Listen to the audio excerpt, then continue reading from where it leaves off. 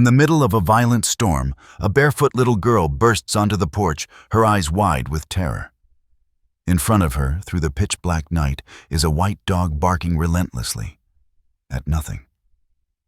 But then, she freezes. Through the rain, a woman in a red raincoat slowly appears. Her face blurred by water, but her eyes filled with something more than sorrow, as if calling back a soul. And when the dog steps forward, it vanishes without a sound. This is not a dream, and it's no fairy tale. This is a true story of a spirit that returned not to haunt, but to finish its final mission. Don't forget to subscribe now to catch more emotional, mysterious storytelling films from us, where every story makes you question what is truly real. The rain came down in slow, deliberate sheets, the kind that didn't just wet the earth, it soaked into the bones of the city. A whisper of thunder cracked in the distance, low and lingering, like the growl of something waking up. Streetlights flickered under the weight of the storm, casting wavering glows across the winding streets of a quiet Melbourne suburb. Inside a modest two-story weatherboard house, tucked into the far end of a cul-de-sac, everything was still, almost too still. The only sound was the ticking of the kitchen clock and the occasional creak of old timber fighting against the wind. Then a shift. 3-year-old Ivy stirred under her pink knitted blanket, her tiny body turning toward the wall, before her eyes blinked open wide and glassy. Something had woken her. Not the rain, not the thunder, but something else. A sound she couldn't name. A sound that didn't belong inside or outside. It wasn't a voice, and it wasn't the wind. But it was crying. She sat up, her hands clutching the edge of her pillow, straining her ears. There it was again, a faint, tremulous wail that danced between the howls of the storm. It was broken, desperate, soft like a secret. Ivy slid off the bed, her bare feet touching the cold wooden floor. She tiptoed through the dark hallway, past framed photos of smiling family moments, past the closed door of her parents' room. The nightlight in the corridor glowed a weak amber, but she ignored it. She was drawn by something else. She reached the front door, climbed onto the narrow bench beneath the window, and pressed her ear against the glass. Her breath fogged the pain. The rain blurred everything outside, trees swaying like shadows, porch lights trembling in puddles, the silhouette of the mailbox barely holding against the wind. But the sound was clearer now. Crying. Real high-pitched, not human. Ivy's voice was barely more than a whisper. "Mommy, someone's crying." A light flicked on behind her. Footsteps. Heavy. Rushed. Her mother appeared in her robe, hair wild from sleep, one eye open, the other barely functioning. "Ivy," she sighed. "What are you doing, sweetheart? It's the middle of the night." The child didn't look away from the window. "There's someone outside. I heard them." In the rain, her mother muttered, stifling a yawn. "It's just the storm, baby. Thunder and wind. That's all." "No." Ivy turned her tiny face deadly serious in the half-light. "It's not wind. It's sad." There was something in her tone that made her mother pause. Not irritation, not panic, but a sudden cold pressure at the base of her spine. An instinct that spoke louder than logic, but she shook it off. She lifted Ivy gently off the bench and carried her back to bed, whispering lullabies against the girl's ear. As she tucked the blanket around her daughter, Ivy held her gaze. "You'll see, they're waiting." It unsettled her more than she wanted to admit. The night dragged. The wind moaned through the siding. The mother couldn't sleep. She kept thinking about Ivy's face, her eyes not scared, not confused. Just certain, unshakably certain. At 6:03 a.m., the storm began to fade. Rain slowed to a drizzle. Light cracked along the horizon like a silver thread weaving through the clouds. The mother stood in the kitchen, hands wrapped around a steaming mug of black tea, watching the sky bleed into day.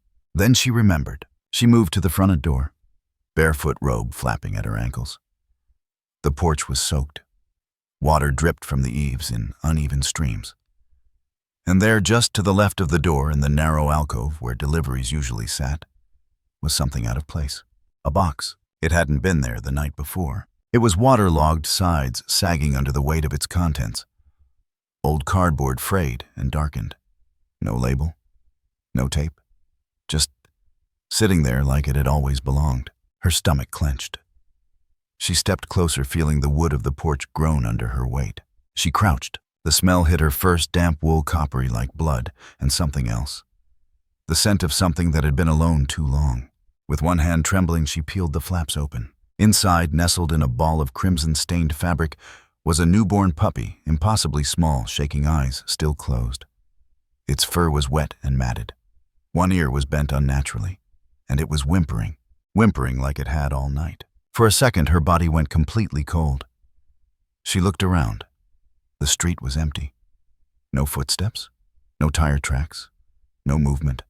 Nothing to explain how this living creature had ended up at her door in the middle of a storm. Then she saw the woolen bundle beneath it, a piece of sweater, hand-knitted, torn at the edges, soaked in something dark. The pattern was old-fashioned, intricate. Whoever left the puppy had wrapped it like a child. She picked up the puppy.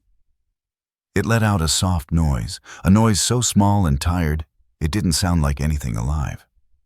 Its body was limp but warm. Inside the house, Ivy sat up straight in bed, eyes wide. "Button," she said aloud, as if the name had been given to her in a dream. Outside, her mother stood frozen, the puppy in her arms. Then it opened its eyes, tiny glistening black orbs. It didn't blink. It didn't look around. It looked straight at her. The gaze pierced straight through her exhaustion. It was an impossible look, a knowing look. Like this tiny thing born into the storm, abandoned on her doorstep, had waited. And chosen. She staggered back inside, shutting the door behind her, pressing her back against it. Her heart thudded hard against her chest. In her arms, the puppy stirred, made a sound like a sigh. Or was it something else? A sound almost like relief. From the hallway, Ivy appeared, sleepy and barefoot, arms outstretched. "You found Button," she whispered, not as a question, as a fact. The mother stared at her, speechless. "I told you," Ivy added, stepping forward, stroking the trembling fur. He was crying. All night. There was no reason the mother should believe any of this. No logic, no timeline, no witnesses. But something inside her shifted. A thread pulled tight around her heart, tugging in ways she couldn't explain. She didn't know what Button was. She didn't know where he came from. But she knew deep in her bones that this wasn't just an accident, not a lost animal, not a prank. It was something else, and it had only just begun. The rain had stopped by morning, but the silence it left behind felt unnatural, like the storm had taken something with it and left a shadow behind. The puppy was still trembling when they laid it down on a clean towel near the heater. Ivy knelt beside it, eyes wide with wonder and protectiveness, her fingers brushing gently against the matted fur. The puppy didn't respond much, just curled tighter into the warmth nose, twitching as if trying to sniff out something long gone. "I want to call him Button, Ivy," declared out of nowhere, her voice soft but firm. Her mother blinked. "Button? Because he's small and round," Ivy said. "And he came from something closed, like a button on a jacket. He just popped off." There was no arguing with the strange but oddly poetic logic of a 3-year-old. Her mother just nodded, casting a quick glance toward the hallway where her husband's footsteps echoed. He stood in the doorway, arms crossed, expression unreadable. Tall, with the permanent slouch of a man who'd been working night shifts for most of his life, he stared down at the bundle of fur, as if trying to decide whether it was a threat or just another complication. "We can't keep it," he said quietly. Ivy didn't look at him. She just reached out and tucked the corner of the towel tighter around the puppy. "His name is Button," she repeated. The father exhaled slowly, rubbing the back of his neck. "We don't know where it's been. What if it's sick? We'll take it to the vet," the mother replied gently but decisively. "Just let's not decide anything right now." The vet appointment confirmed what they'd feared and hoped. Button was only a few days old, dangerously underweight, no chip, no collar, no identifying marks. The blood on the sweater, not his. But there was no sign of injury. No broken bones, no explanation for where he came from or why he was left like that. "He's lucky he made it through the night," the vet murmured. "Honestly, this little guy shouldn't be alive." Button was weak for days. He rarely moved, rarely made a sound. The family took turns feeding him formula through a syringe, wrapping him in soft blankets, carrying him from room to room like a newborn. Ivy never left his side, speaking to him in hushed whispers, sometimes singing. And sometimes, when no one else was around, she simply sat and stared into his eyes, as if she and Button were having entire conversations in silence. The father tried to keep his distance. He told himself it was just a dog astray, that they'd find someone to take it once it got stronger. But every night he found himself checking on Button. Every night he lingered longer at the door. And every night he found the same thing. Button nestled against Ivy's chest, the girl asleep with her fingers gently resting on his tiny head, and the faintest, strangest sound in the air, like a whimper, but not quite, like a sigh, but deeper, as if the puppy was calling, whispering, mourning. The first time it happened during a storm, it nearly stopped Ivy's mother in her tracks. It was around 3 a.m. The wind was back, rattling the windows. Rain lashed against the house like it was trying to peel it open. And in the midst of all that chaos, Button began to make a sound unlike anything they'd heard before. Not a bark, not a howl. It was rhythmic, broken, hollow. A series of soft, breathless cries that weren't meant for anyone in the room. Ivy's mother crept into the living room. Button was sitting by the window, his little head tilted slightly upward, eyes locked on the rain streaking down the glass. His ears twitched every few seconds like he was trying to pinpoint something specific within the storm. And he was singing. That was the only way she could describe it later. A low, mournful string of sounds, barely audible, but full of something primal. Loss, longing, recognition. She crouched beside him, reaching out. But Button didn't flinch. He didn't acknowledge her at all. He just stayed there, staring into the dark, trembling from something more than cold. And Ivy? She stood silently in the hallway, clutching her blanket, watching them both. "He's listening," she whispered. "She's calling." The words chilled her mother more than the rain ever could. "Who's calling, Ivy?" But Ivy just hugged the blanket tighter. "She misses him." In the following days, they tried to explain it away. The vet said maybe Button had neurological damage. Dogs sometimes made strange noises when they were very young, especially if separated too early from the litter. He suggested sedation, maybe behavioral training later on. But none of it made sense. Button wasn't agitated. He wasn't distressed. He only made those sounds when it rained. Only then. One Sunday evening, when the rain returned, the father finally sat up straight and turned off the television. No one had said anything, but they all heard it. The sound. Button had already moved to the window again like clockwork, sitting waiting. "Okay," he said quietly. "That's not normal." He walked over, crouched down, tried calling Button's name. The puppy turned, looked at him briefly, then looked away, like whatever was happening outside was more important. That was the moment the father admitted it, not out loud. But in the quiet way, he leaned in closer, resting a hand on the windowsill. He felt it too. The next week, they tried recording it. The sound. The moment. Maybe to show the vet, maybe to prove it wasn't just their imagination. But when they played it back, there was nothing. Just static. And rain. No cries. No whimpers. Just silence on the recording. It was Ivy who offered the clearest explanation. As they listened to the blank audio clip over and over, she sat on the couch, head resting against her mother's shoulder. "He only sings for the rain," she said. The rain remembers her. Her. They hadn't asked who she meant, not directly. They were afraid of the answer. But the fear wasn't what gripped them anymore. It was the weight of something they couldn't name. One night, the mothers stayed up late digging through local news archives online. Stories of lost pets, missing people, abandoned animals. Nothing matched. No one was looking for Button. But she found a different kind of pattern. Reports scattered across the region of animals behaving strangely during storms. Dogs howling at windows, cats refusing to enter certain rooms, and one obscure entry, a blog post from 5 years prior, written by a woman who claimed her service dog had once saved her during a gas leak because he kept growling every time it rained. It didn't mean anything, and yet it felt like it meant everything. Meanwhile, Button grew stronger. His fur fluffed out, his eyes brightened.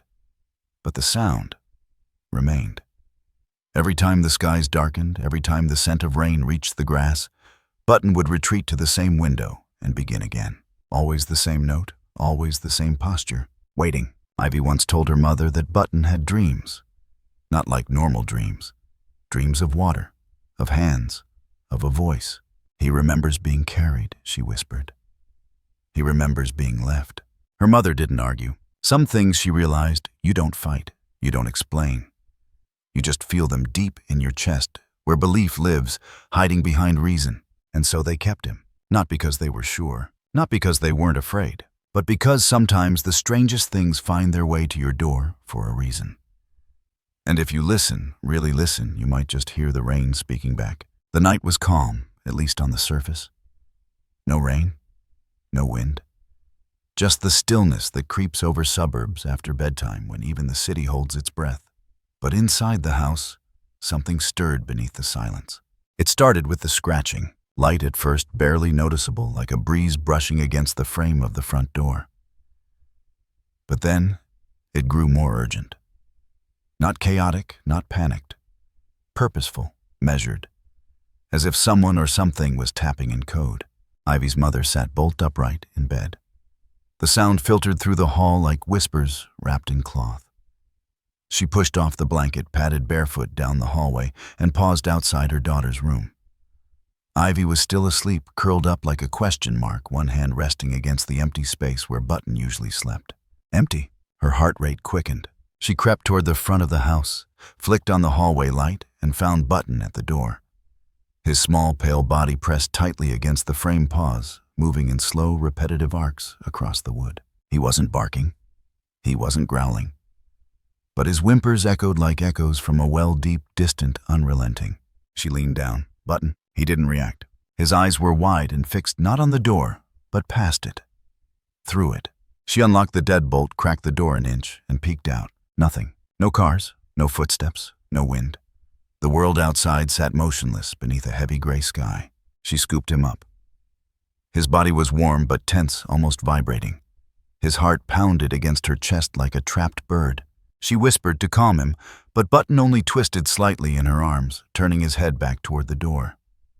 His focus never left that invisible point outside. Later that morning, Ivy's father checked the smart doorbell footage. Just routine. Just curiosity. But what they saw changed everything. At exactly 2:11 a.m., the camera recorded Button approaching the door, tail low ears alert. He paused, sniffed the bottom edge, then started scratching. The sound was clear, sharper than they'd heard in person, but it was the audio track that made Ivy's mother stop breathing. There, beneath the soft tapping of claws, was another sound, faint but distinct. It was a response, like an echo of Button's own whimper, coming from the other side of the door. They replayed the clip, again, and every time they heard it, it was impossible. Their street was silent. The neighbors asleep. The motion detector on the porch never triggered. And yet, something had been out there. They didn't tell Ivy. They didn't even tell each other what they were really thinking. But that night, her mother downloaded every second of the footage onto her laptop, just in case. The next day, word began to spread. It started innocently enough. A neighbor, Mrs. Langley, an elderly widow who walked her spaniel at sunrise, mentioned Button's howling in passing. Sings like a ghost, that one, she chuckled. Must have been a poet in a past life. Another neighbor, younger and sharper, added, That dog gives me the creeps, to be honest. Saw him staring at my fence for 10 minutes. Didn't even blink, even. People began to speculate. Ivy's parents tried to smile, to nod, to dismiss it with polite laughter. But inside, something was shifting. They were no longer sure what Button was. And Button, he was changing, not physically. He was still small, pale, fragile-looking. But his behavior, he began reacting to things before they happened. The first real scare came when Ivy was playing in the front yard, her plastic shovel digging tiny trenches beside the hedges. A new mail carrier, a young man with headphones and head down, approached the gate. Button had been napping near the steps. He shot upright like someone had fired a gun. And then he charged. No warning, no growl, just a flash of white fur and teeth. The mailman yelped and dropped the package. He wasn't hurt. Button never touched him, but the shock left him pale and shaking. I didn't even see the thing, he muttered as he backed away. It was like he knew me. Ivy's father apologized profusely. The man left quickly, promising to report it. They brought Button inside, locked the door, scolded him gently. But he didn't cower. He sat by the window again, watching, Ivy curled next to him, arms wrapped around his neck. "He doesn't like the man," she said. "He smells like danger." Her mother frowned. "What do you mean, baby? He smells like fire." That night, her father looked up the mail carrier. Just curiosity. The man was new. No prior complaints. But he did find a local news article buried in the archives. 3 years ago, a man with the same name had been investigated in a suspected arson case, no charges filed, not enough evidence. Still, it was there. The coincidence gnawed at him. A week later, Button did it again, this time to a teenage boy skateboarding too close to Ivy. Same sudden energy, same silent leap. No contact, but clear intent. And every time Button would retreat to the window after. Like he was tracking something, waiting for it to return. The tension in the house grew. Neighbors whispered louder now. Ivy's father began locking the windows. Ivy's mother double-checked the back door before bed. They didn't talk about the footage anymore, or the way Button's eyes sometimes seemed to follow things no one else could see. But Ivy didn't change. She still called him Button, still held him close, still whispered things no one else heard. "He's not angry," she said one evening. "He's protecting me. He remembers what it's like to be left." Her parents exchanged looks. They didn't respond. They didn't have the words for what they were feeling. Then the power went out. It was a freak outage, only their house. A blown fuse. But for 5 minutes they sat in darkness, candles flickering, Button pacing. Ivy didn't move. She just stared into the hallway and said calmly, "He's here again." "Who, Ivy?" "The man from outside." The silence was unbearable. Ivy's father grabbed a flashlight, swept the front yard. Nothing. The cameras showed nothing. But the next morning, they found footprints in the side garden. One set, barefoot, adult-sized. The police came, took a report, said maybe it was a prank, a kid, someone messing around. But the officers didn't say much else. Just looked at Button, then at Ivy, then back at the empty road. That night, Ivy's mother made a decision. She called a behaviorist, a pet psychologist. When the woman arrived, Button didn't react at first. He stayed curled beside Ivy, unmoving. The behaviorist asked questions, observed, took notes. Then she asked to see the doorbell footage, and everything changed. She watched in silence, paused, rewound, watched again. Then she closed the laptop and said, "This isn't behavioral. This is responsive." "What does that mean?" Ivy's mother asked. "It means he's not reacting out of fear or trauma. He's reacting to something real to him, something present, something constant." "Like what?" The woman hesitated.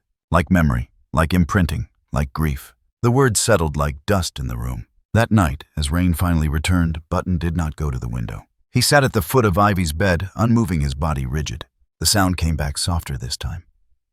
Not a call, not a cry, but an answer, as if the thing he'd been waiting for had finally replied. And Ivy, half asleep, smiled. "He remembers now," she whispered. "He remembers who left him behind. And no one in that house slept for the rest of the night." It will be exactly 1920 words, immersive and focused strictly on this section, writing now. The kettle whistled in the kitchen, steam curling lazily into the ceiling light as Ivy's mother poured hot water into 3 ceramic mugs. It was Saturday morning, crisp and sunlit, the kind of early autumn day that softened even the hardest edges of the city. The breeze coming through the half-open window smelled of cut grass and eucalyptus. Ivy sat at the table with Button curled up in her lap. His breathing was even his ears, twitching slightly, as if he were halfway between sleep and attention. Across from her, a woman in her early 60s sipped her tea, her sharp blue eyes scanning the living room like a detective returning to a crime scene. Ivy's grandmother didn't speak much, but when she did, it cut through the room like a chisel through old stone. "I've seen that stitching before," she said. Ivy's mother looked up from her cup. "What stitching?" "The sweater. The one he was wrapped in." Her words seemed to pause the air. "You saw it?" her daughter asked, cautious. Grandma nodded slowly. Folded on the side table near the front door, wasn't it gray wool? Burgundy thread woven in a sort of spiral pattern like an old locket chain. "That's right," Ivy's mother replied. "It was still damp. I haven't brought myself to wash it." "You shouldn't," Grandma said, pushing back her chair and walking to the entryway with a grace that belied her age. She picked up the sweater and unfolded it on the table with care, like she was handling a fragile relic. She ran her fingers over the stitching, gently turning over the cuff. Her eyes narrowed. There, she said, pointing to the faint remnants of a label. This was handmade. From the Clayridge home. Ivy's mother blinked. Clayridge. What is that, a brand? No, Grandma said softly. A place. A children's home. An orphanage. I volunteered there once a week before it burned down. The room fell silent. Even Button seemed to stop breathing. Ivy's mother leaned in, whispering, as if afraid the truth might change shape if she said it too loud. You mean this sweater came from there? I'm certain of it, Grandma replied. We used to make these by hand. The spiral pattern was for the infants' ward. One of the nuns believed it kept the children from losing their connection to the universe. Her voice trembled a bit. Superstitious nonsense, I thought at the time. What happened? Ivy's mother asked. You said it burned down 7 years ago. Electrical fire. Middle of the night. Most of the children got out, but a few staff didn't. Staff. One of them was a woman named Amelia Grace. She said, her voice softening. Was she in charge? No. She wasn't staff, technically. She was a volunteer trainer. She specialized in rescue dogs, taught the older children how to care for animals, how to use their instincts. She brought dogs from the country to help kids who struggled to connect with people. They adored her. Ivy was listening now, too wide-eyed and still. She had a white shepherd, Grandma continued, named Echo. That dog never left her side, slept at the foot of her bed, sat next to her at meals. Even the kids said Echo could tell when someone was sad or in danger. It was uncanny. Ivy's mother leaned back in her chair, pale. The night of the fire. Grandma said, her eyes far away. Now they say Echo was seen dragging a child out of the burning building. No one knows if it was real or just legend. But Amelia didn't make it. Neither did Echo. At least, that's what they told us. She turned back to the sweater, but I remember this thread. I remember Amelia knitting it. Silence. Ivy reached down and stroked Button's fur gently. The puppy shifted but didn't wake.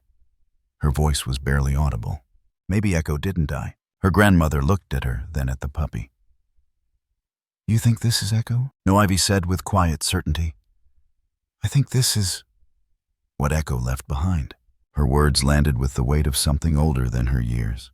Her mother stood, walked slowly to the window, staring out into the sun-drenched yard, her reflection cast faintly against the glass. What if someone left him for us to find? She whispered.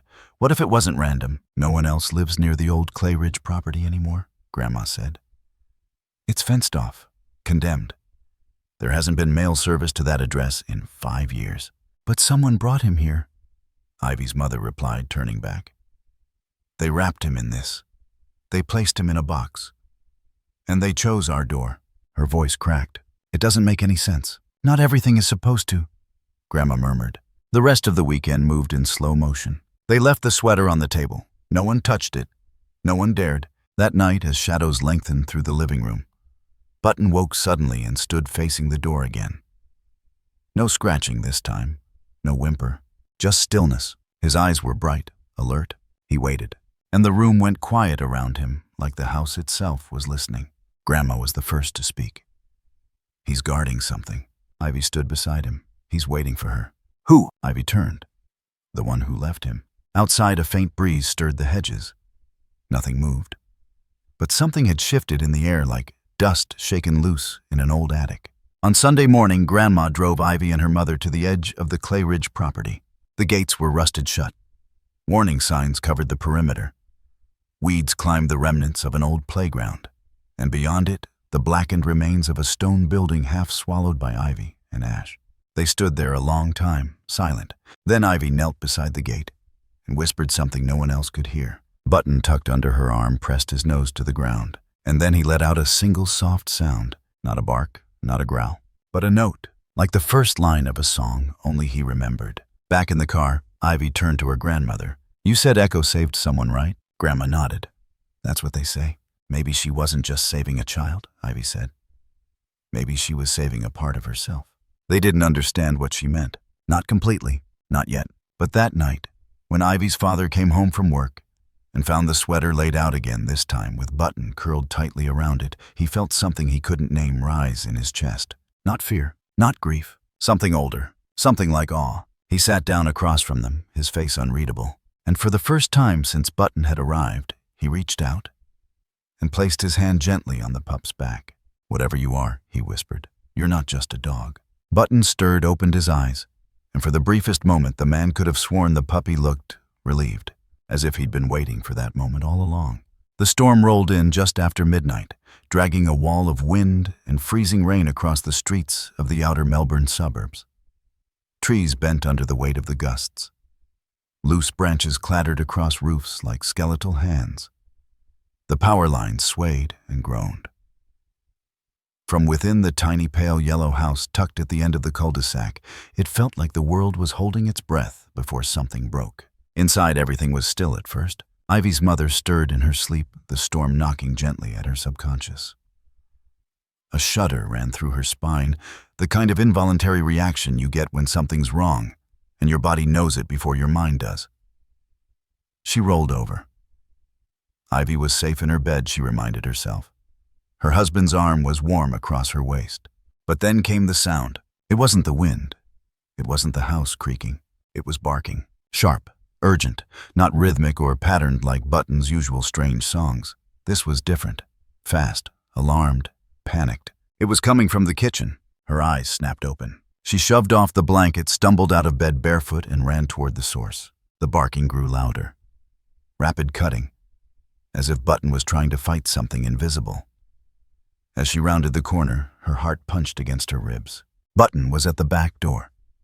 His paws slammed repeatedly against the base of it, his body hurling itself forward with reckless desperation. His entire body language screamed of warning of danger. "Button," she gasped, trying to grab him. He didn't stop. He whirled, barked directly at her, then spun back and threw himself at the door again. And that's when she smelled it. Gas. It was faint at first, just a slight metallic sweetness in the air. But once she was aware of it, it wrapped around her like a coil of invisible wire. Her lungs suddenly felt heavy. Her temples pulsed. Her eyes darted to the stove. The pilot light was out. No flame, just the soft hiss of a leak. She sprinted to the knob, twisted it off, then fell to her knees as dizziness overtook her. Button barked again, inches from her face. Then she crawled, hands scraping against tile gas, clinging to her skin. She reached the hallway, grabbed her husband's foot from the side of the bed and shook him hard. He bolted upright. What is it?" gasped she rasped. "Call! Fire!" She didn't need to say more. He moved with the clarity of a man trained for emergencies. Sweeping Ivy up in one arm, grabbing the phone with the other, kicking open the front door to let the air pour in. Button stayed close to Ivy's mother, licking her hand, circling her body as she staggered toward the open door. Cold air hit her lungs like glass. The rain soaked her in seconds. She collapsed onto the grass. Then the sirens came. Red and blue tore through the shadows of the cul-de-sac. Tires screeched. Boots slammed against pavement. The smell of smoke detectors and burnt wire mixed with the storm. A firefighter dropped beside her, pressed fingers to her neck. "She's breathing," another voice called out. "Gas levels in the kitchen are spiking. Get a detector on the lower pipes." Ivy was crying now, her voice muffled by her father's jacket. She looked around. "Button," she asked. "Where's Button?" The pup had vanished into the house. One of the firefighters turned. "There's a dog still in there." "He was at the back door," the father said, voice tight. "Shit," the firefighter muttered. "Mask up. I'm going in." Time thickened. Seconds became syrup. Ivy's mother fought against the weight of her own body as the paramedics checked her pulse, her pressure, her eyes. The world shifted sideways. Then came the shout. "I've got him." A young firefighter emerged from the kitchen doorway, dripping wet, carrying Button in his arms. The puppy was soaked and shivering, but alive. "Stubborn little guy, didn't want to leave the back door," the firefighter said, catching his breath. "He kept barking until I picked him up."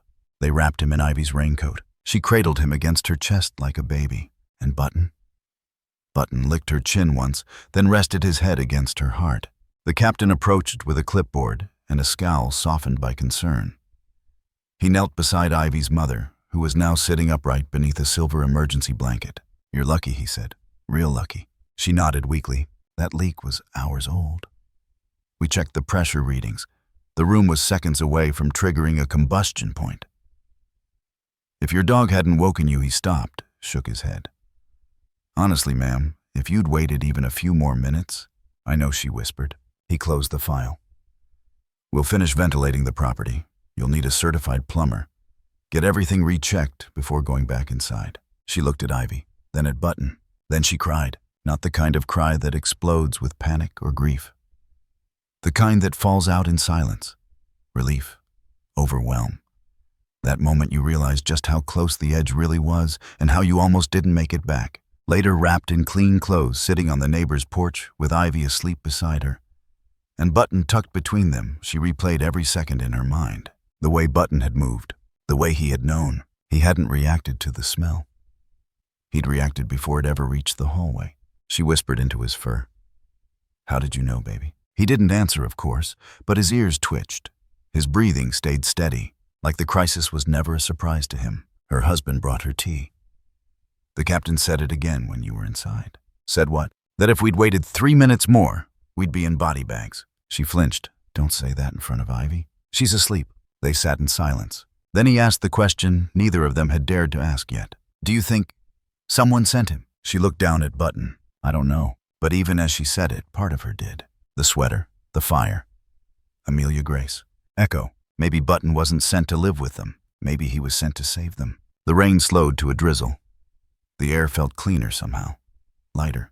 But Button's eyes never left the kitchen window. Even after the fire trucks pulled away, even after the neighbors drifted back inside, even after the sun began to crawl back into the sky. He stayed awake, watching, waiting, like he knew something else might come. It began, as these things often do not, with certainty, but with a question that refused to leave her alone. After the gas leak, after the sirens, and the trembling hands, and the close brush with death, Ivy's mother couldn't sleep. Even in the quietest hours, something in her refused to settle. There was a restlessness under her skin, a whisper at the edge of every breath. And every time she looked at Button resting at Ivy's side, peaceful and small, she felt it grow louder. Who had left him? And more pressing, why? The sweater had been the first thread. The story Grandma told about the orphanage, the name Clayridge, and the fire. Amelia Grace. Echo. But there were pieces still missing. Too many. She wanted to let it go. Let the mystery dissolve into the miracle. But something deeper than reason was clawing at her now, something maternal primal. The urge to understand, to protect. And so, one gray Tuesday, she took a day off work, packed a thermos of coffee, left Ivy with Grandma, and set out on a drive northwest of the city. The old Clayridge property lay just beyond the edges of suburban sprawl, nestled in a forgotten bend of bushland where the map grew quiet and the road narrowed into gravel. She didn't bring Button. She wasn't sure why. Maybe it was instinct. Maybe she didn't want him to see what he might remember. The drive took over an hour. The last stretch felt like crossing into another time, entirely overgrown hedgerows, rusted fence posts, a sky thick with slow-moving clouds. When she arrived, the gates to the Clayridge property stood just as Grandma described, warped, locked, wrapped in police tape, now faded to a dull yellow. A hand-painted sign hung crooked on the fence, "Keep out, unsafe structure." She climbed over it anyway. The main building was a skeletal ruin. Charred timber beams jutted out like ribs. Stone archways blackened by smoke windows shattered into fangs. The air was still. Not dead, but waiting. She stepped over cracked tiles, old toys buried in weeds, fragments of a life once lived here. A swing hung sideways from a single chain, gently swaying with no wind.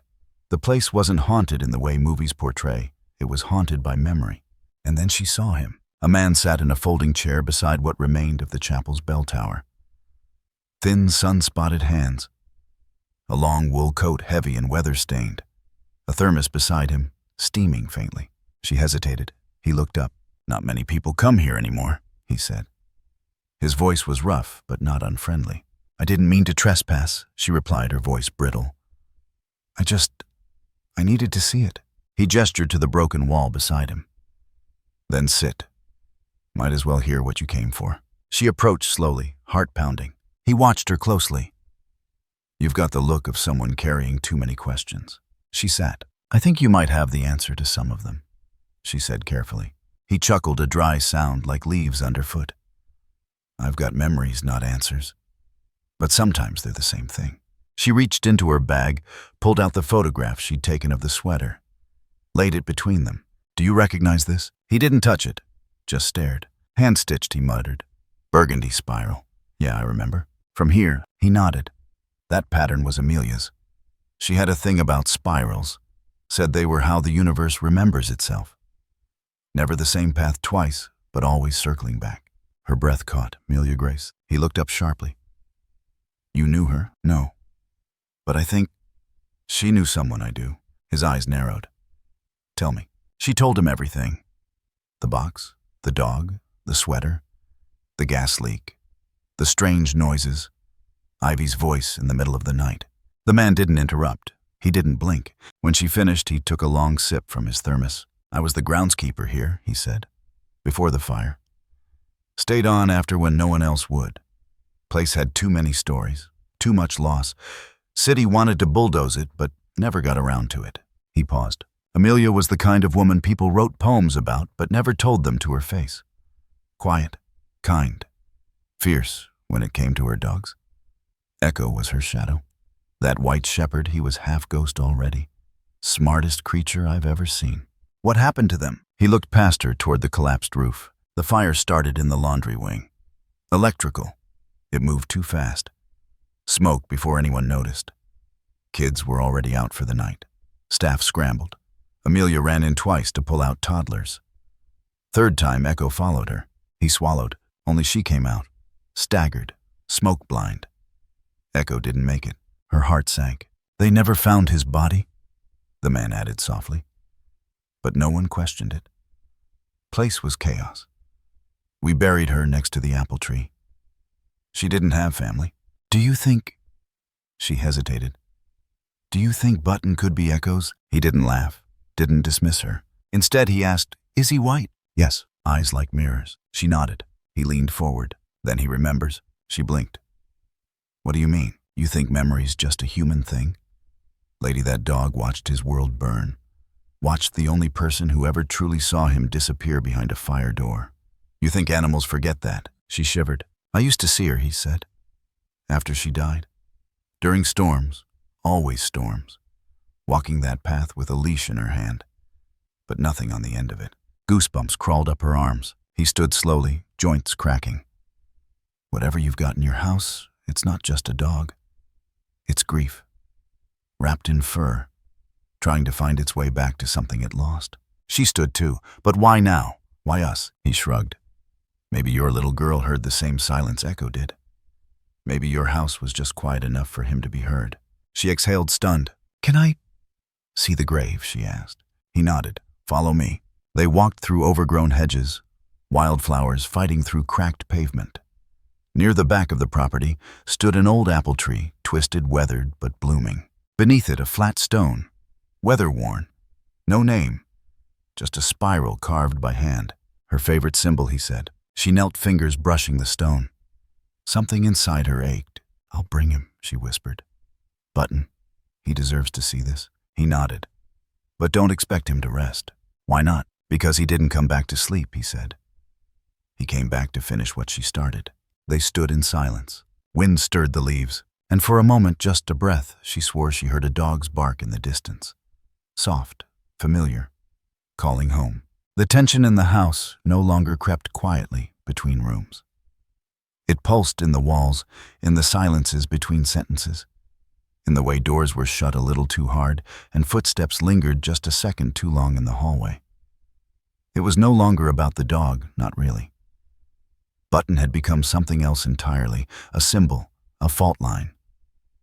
And the ground beneath this family was starting to shift. It began with the smallest comment. "I don't like the way she talks about him," Ivy's father said one night after dinner.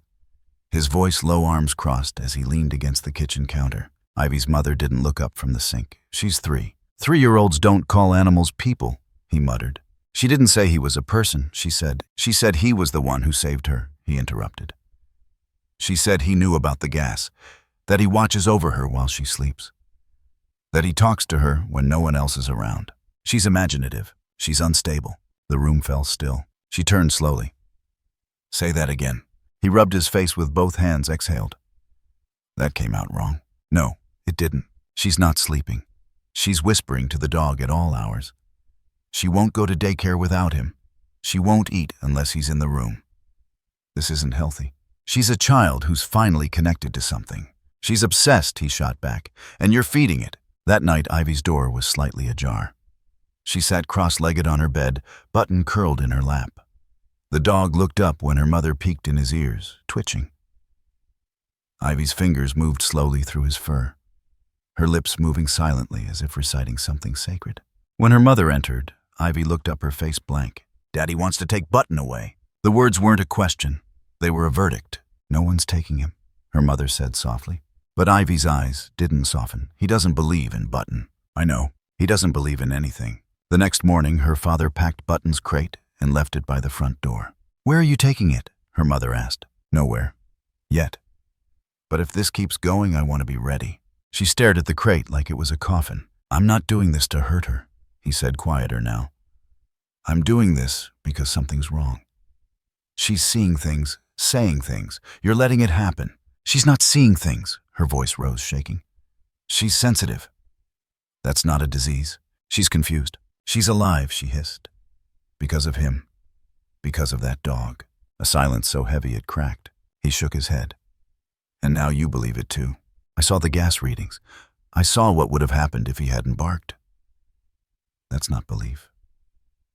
That's evidence." "But you're making him a hero," he said. "You're building a shrine around him. You're making him more than a dog, because he is more." He stared at her like he didn't recognize the person standing in front of him. "So that's it.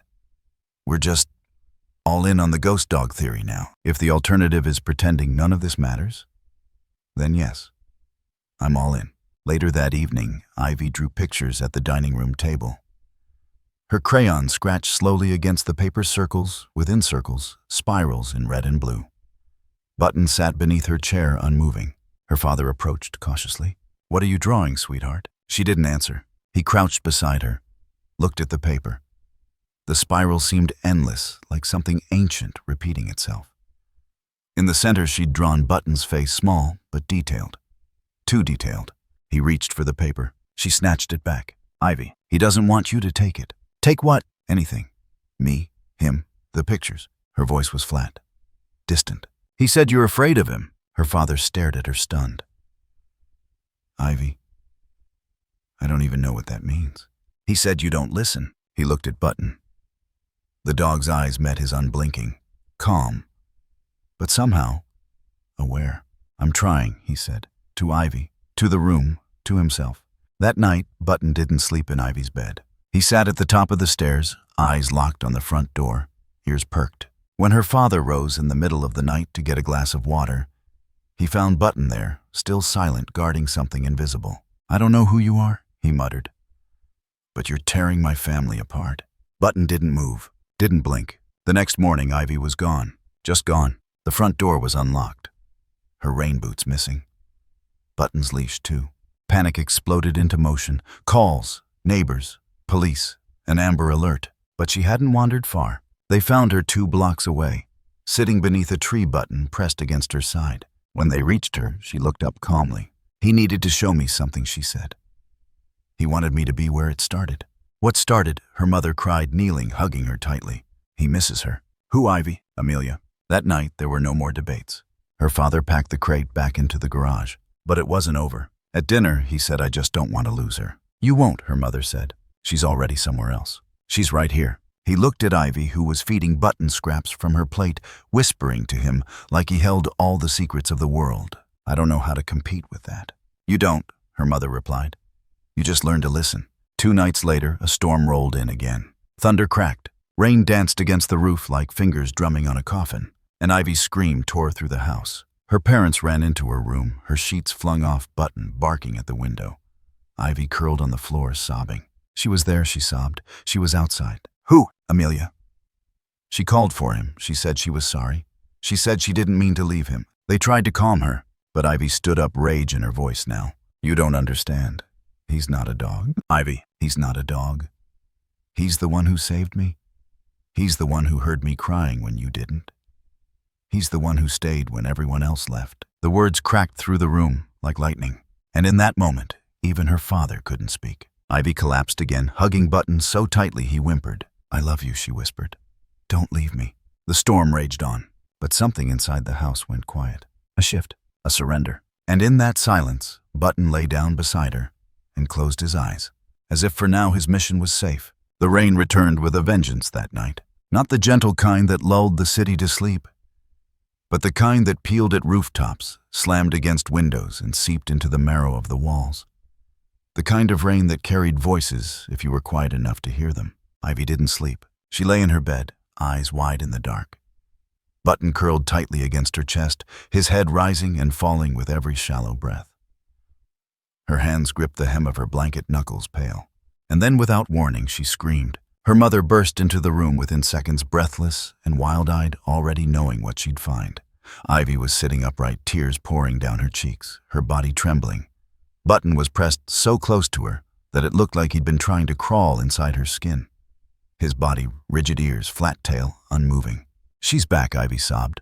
"Who, baby?" "The lady in the red coat." Her mother's stomach sank. She said his name. She was crying. She told him to come back. She kept saying, "I didn't mean to leave you." She took Ivy into her arms, rocking her slowly. Button whimpered once, low and long. His eyes, however, didn't leave the window. They never left the window. Over the next week, the dreams didn't stop. They didn't even fade. They got sharper, more vivid. Ivy began describing details no child should know, the way the rain soaked through Amelia's sleeves, how her hands were scratched, the red leash dragging from her wrist. Every night, the same vision, the woman in the storm, her face half-shadowed, calling out through the dark, not to Ivy, but to Button. "Why doesn't he go to her?" Ivy asked one morning, voice fragile like spun glass. "Maybe he's afraid," her mother said. Ivy shook her head. "He's not afraid. He's waiting for her to be ready." By then, Button's behavior had shifted too. He no longer followed the family through the house, no longer begged for scraps or napped in sunny corners. He spent most nights at the foot of Ivy's bed, still alert, facing the window like a statue carved from silence. Sometimes the camera in her room would capture him at 2 or 3 a.m., sitting motionless, his eyes fixed on the darkness outside. In a few clips, he would tilt his head slowly, ears twitching, his mouth parted just enough to let out a breath, but never a bark. And the strangest part, he wasn't watching the yard. He wasn't watching the trees. He was watching a fixed point in the air, as if someone stood just out of frame. Ivy's mother couldn't explain it. She didn't try to anymore. She just watched the recordings night after night, haunted by the same realization. Button wasn't guarding the house. He was waiting. On a Thursday morning, Ivy came downstairs with a drawing in her hand. Her mother was sipping coffee, eyes bloodshot from a week of restless sleep. "She was closer last night," Ivy said softly, handing over the picture. The drawing showed the same red-coated woman, but this time her face was clearer. Not fully formed, but no longer just shadows. Her arms were outstretched, and Button was running toward her. Her mother blinked. "Did he reach her?" Ivy shook her head. "Not yet. He keeps looking back." "Why?" Ivy shrugged, eyes down. "He doesn't want to leave me behind." That afternoon, her mother reviewed the camera footage again. She slowed the playback, rewatched the 2:17 a.m. clip 3 times. And there it was. Button had risen from Ivy's side, walked slowly to the window. His ears perked. He stared for 10 full seconds. Then, without warning, he sat and lifted his head. No sound, but his mouth moved. Not a bark, not a whine. He was mimicking something, calling something, and just as quickly he stopped, returned to Ivy's side, curled around her like a sentry. By Sunday, Ivy had stopped eating. "I'm tired," she whispered. "I don't want him to go. But I don't want him to stay just because of me." Her mother pulled her close. "He's not going anywhere, baby." But the words rang hollow, because Button was changing. His fur had lost its luster, his appetite had faded. He moved slower, slept more during the day. But at night, he was a live wire. Alert, restless, driven by something no one else could see, and always the window. That evening, the family sat in silence at the dinner table. Ivy pushed peas around her plate. Her father tried to make conversation, failed, gave up, and then Ivy looked up. "Do you think Button came here just for me?" Her mother opened her mouth, closed it, tried again. "I think Button came because someone needed him. I needed him." "Yes, but maybe she did too." A pause. "What if I'm only borrowing him." The question sliced straight through the room. Her father stood up and walked out. Her mother didn't follow. That night, Ivy had the worst dream yet. She thrashed in her sheets, cried out for help. Button was already awake before she screamed, pawing gently at her chest, licking her face until she calmed. When her mother arrived, Ivy was drenched in sweat, her hair plastered to her forehead. "She was inside this time," she whispered. "Who?" "The woman. Amelia. She was in the hallway, right outside my door." She looked scared. Her mother froze. She said she was sorry. She didn't know he'd still be waiting. The camera footage confirmed it. At 3:03 a.m., the motion sensor outside Ivy's room activated. No one was there. But Button was sitting perfectly still facing the door, and his tail was wagging. Just once, a slow, deliberate sweep across the floor. By the end of that week, Ivy drew a new picture. This one showed the woman and Button together under the same red umbrella. But Ivy was in the background waving. "I think I'm ready to let him go," she said. Her mother bit her lip. "Are you sure?" Ivy nodded, "but only when he's ready." That night the storm returned, louder than before. And this time the dreams would follow Button too. The silence of a suburban afternoon was broken only by the soft hum of a printer, spitting out one sheet of paper at a time. Each page curled ever so slightly as it dropped into the tray documents unearthed from a government archive, grainy with time, many stamped, closed file in red ink. Ivy's mother sat cross-legged on the carpet of her home office, her laptop open, surrounded by a halo of paper. She hadn't planned for it to go this far. A name had turned into a search had turned into a hole, and now she had fallen in deeper than she ever intended. But she couldn't stop, not anymore. She flipped to the next document. A form. Clinical. Cold. Name, Amelia Grace D.O.B., 17 March 1983. Occupation, Canine Search and Rescue Specialist. Status, deceased, presumed incident report, Clay Ridge home fire. 8/9 2016. Body identified, negative remains. None recovered. Next of kin, none. Her hand trembled slightly. She clicked through photo logs. Amelia training children, surrounded by dogs' laughter, frozen in time. Always at her side was the same dog, white fur, bright amber eyes, a posture that radiated calm alertness. On his red collar, Echo. Every page added weight to her chest. And then she found it. An old case file, long sealed, unearthed thanks to a data request she'd submitted 2 weeks ago. Maplina, ID YOS CLY 0427B. Contents. Swab recovered from canine fur. Clay Ridge site testing. Partial DNA structure, preserved canid status, archived, matched NO. No comparative sample available. Until now, she glanced to the side where a clear Ziploc bag lay under the lamplight. Inside, a single swab taken from the blood-specked corner of Button's sweater. She hadn't told Ivy about it. Hadn't told her husband either. The vet had helped quietly, respectfully scanning for microchips and submitting a DNA sequence for health records. But what she received back wasn't a report about allergies or inherited traits.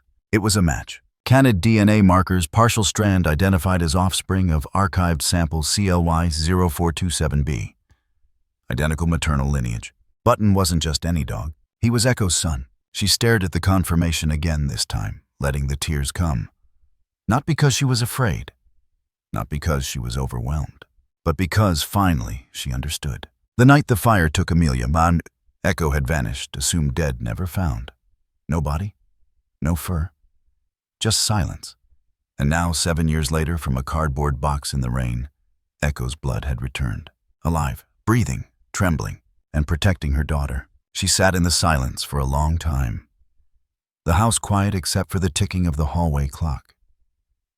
Her fingers traced the corner of the DNA report like it was sacred. Later that evening, she lit a candle, not for prayer, for presence. She laid out the photo of Amelia printed from the archive, next to the picture Ivy had drawn days ago, the red coat, the rain, the dog beneath her hand. They matched, down to the stance, the expression. Ivy hadn't imagined it. Amelia had come back, not in flesh, but in fragments, in memory, in the tether she shared with something left behind. And somehow, some impossible, unscientific soul-twisting, somehow Button had carried that tether into their world. What had he been doing all this time? Wandering, searching, waiting for someone who could hear what others had forgotten. She looked at the photo of Amelia again, her eyes, her posture. A woman who taught dogs not just to obey, but to feel. A woman whose only family had fur, who had once run into fire, not away from it. And Echo, who had followed her. And now Button, her legacy, was here, living in the home of a child who heard things in the night. A child who whispered truths with crayon in sleep-tangled hair. The next morning she sat Ivy down in the sunroom, the light spilling through the glass in soft, dappled patterns. Button curled between them like a bridge. "I found something," she said gently. About Button. Ivy didn't speak. She just waited. He had a mother once. A very brave dog named Echo. He belonged to a woman who helped children. Her name was Amelia. "I know," Ivy said softly. Her mother blinked. "You do?" She told me in the dream. She said Button was her last Echo. She smiled faintly. That's why she named his daddy that.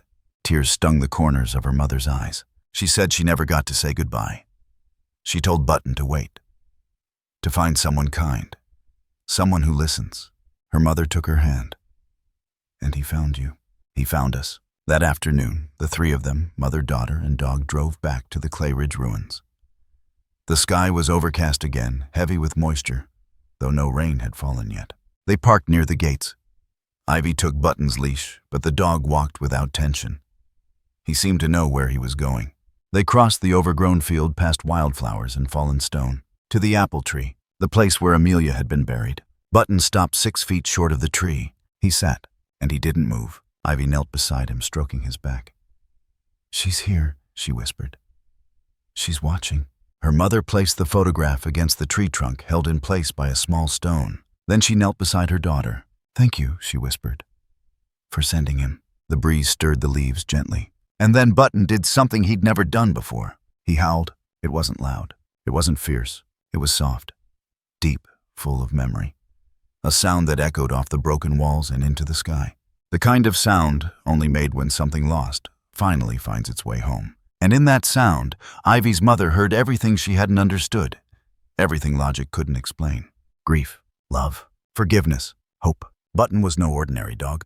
He was the last breath of a promise. A soul echoing forward, a messenger across storms between worlds. And in that moment, under gray skies and between two trembling hands, she finally believed. The morning after Button vanished, the sky over Melbourne stretched wide and clean. The storm had passed, washing the city in a strange kind of clarity. The kind that only comes after something's been taken, but not entirely lost. The grass was soaked. The porch still bore Ivy's tiny footprints, dried into the wood by the early sun. And inside the house, silence held its breath. No paws clicked across the floorboards. No soft huff of breath curled against the base of Ivy's bed. No sound at all. But he wasn't gone. Not really. Grief arrived slowly. Not like a wave, more like fog. It clung to the house, quiet and ever-present. Ivy's mother found herself listening, out of habit, turning her head whenever she dropped crumbs on the floor. Her father, always skeptical, left the back door open for the first few nights, just a crack, as if Button might still return, paws wet with rain, eyes shining. But Ivy understood what the others couldn't quite say aloud. Button had never come to stay. He had come to finish something. A message. A promise. A rescue that began in fire and ended in forgiveness. One afternoon, a week after his disappearance, Ivy walked out into the garden barefoot, the earth still cool from the last rain. She carried something small in her hands, a figure carved from stone, rough at the edges, just big enough to sit in the center of the flower bed beneath the fig tree. It was a dog white, sitting upright, with kind eyes and a tilt to the head, frozen forever in quiet attention. Button. Her mother came outside and found her kneeling there, arranging smooth river stones around the base, like a shrine. "He won't be alone here," Ivy said softly. And he wasn't. Neighbors who had once scoffed now crossed the street to ask how Ivy was doing. An elderly woman from 3 doors down brought a small red leash she'd found in storage. One, she said, looked exactly like the one in Ivy's drawings. She left it draped across the statue's neck. A man from the fire station, the same one who had carried Button out of the gas-filled kitchen, stopped by to say thank you. He stood beside the statue a long time, hat in hand. Then something unexpected happened. Someone no one quite remembered who painted a sign at the edge of the street. It wasn't official. It didn't need to be. But it caught on fast. Corner of Echo. People began leaving flowers, notes, old dog tags, Drawings from children who said they dreamed of Button on stormy nights, and every time the sky darkened. When the clouds began to roll in and the wind picked up someone, a mother, a father, a mail carrier, a stranger would wander over, stand in silence beneath a tree, and remember the night something sacred touched their neighborhood. Ivy didn't cry much anymore. She would sit beside the statue with a book or sometimes just hum under her breath. She still drew spirals, still whispered things into the air.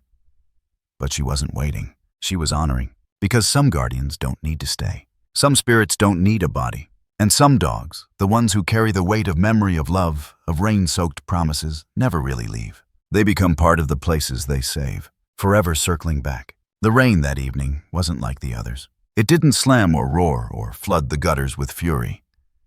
It came gently like a whisper from the clouds, a soft drizzle that dusted the garden with memory. The air smelled of damp leaves and something else.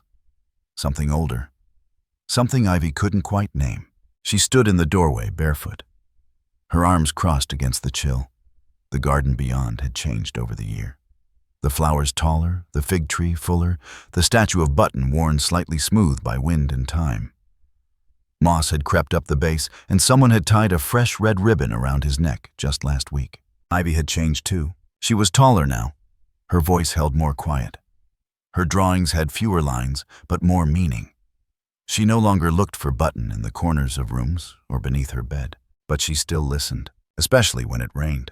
Lightning flickered across the clouds far away, too distant to threaten, just close enough to glow. Ivy stepped onto the porch, letting the mist find her face. The world around her felt paused, like a held breath in a story not quite over. And then from somewhere deep in the night it came. A bark, faint, far, but real. Not a recording, not a neighbor's pet, not her memory playing tricks. One bark, then silence, then another. Ivy closed her eyes, a slow smile breaking through. She didn't speak at first. She let it settle, let it hold.